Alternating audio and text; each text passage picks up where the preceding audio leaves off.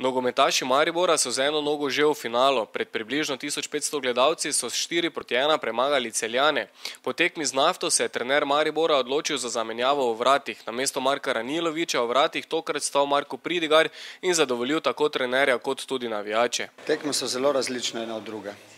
Res je, da smo v Lendavi padli na pristopu, na borbenosti, na želji za se žrtvovati, vendar je bila to popolnoma drugačna tekma. Tam smo mi napadali, mi igrali visoko in puščali za seboj veliko prostora, kar je nasprotnik vešče izkoristil. Tokrat smo pa mi bili na tej strani, ko smo se dobro branili in izpeljali nekaj čudovitih kontranapadov, iz katerih smo potem tudi zadeli. Normalno je, da ekipe, ki so mlade, imajo svoje spone in padce. Mi smo vedeli, kaj nam prinaša ta prva tekma, sicer še ni gotovo, ampak sigurno smo si priigrali eno veliko prednost in z eno vrhunsko igro. Bila je teška utakmica, poslije neko malo slabije igre, 2 negativna rezultata u zadnja 2 kola u prvenstvu, sigurno je bilo teško ovaj kup dočekati. To nam je velika šansa sad da uđemo u finale, ali stvorili smo jedan dobar rezultat i jako smo zadovoljni tim. Pristop, ki je bilo, v Lendavi podzavestno, nekako nam ni šlo niti, nerazpoloženi. Tukaj nam je tekaško smo bili veliko boljši in razpletlo se je po naših željah. Pa sigurno s rezultatom ne možemo biti zadovoljni.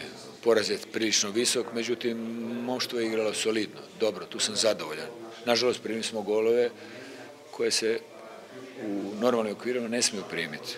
Protivniku ostaje da čestitamo i da pokušamo nešto učiniti u uzvratnom sudstvu. Maribor je dal gol, Maribor se je potem pametno postavil na svojo polovico in nas čakalo. Mi smo odigrali tekmo, kar se tiče ofenzive, relativno dobro smo kombinirali, prihajali tudi neke pol šanse. Maribor pa iz pol konter dosegal gole in na koncu to se šteje. Navijači Maribora so do prvega zadetka bili povsem tiho, več kot očitno so nekaj hoteli povedati o pravi mariborskega kluba.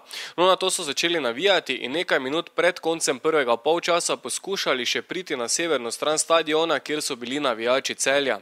Neredov kljub temu ni bilo, očitno pa se nezadovoljstvo navijačev, ki so v drugem polčasu po večini zapustili njihovo tribuno oziroma južni del stadiona, vse skupaj nekako reflektiralo spet na sodnike, ki so znova bili slabši del tekme. Slaba sojanja se ponavljajo iz tekme v tekmo na vseh stadionih po Sloveniji in če smo nogometno in tudi pri infrastrukturi nekako napredovali, pa pri sojanju zagotovo nismo.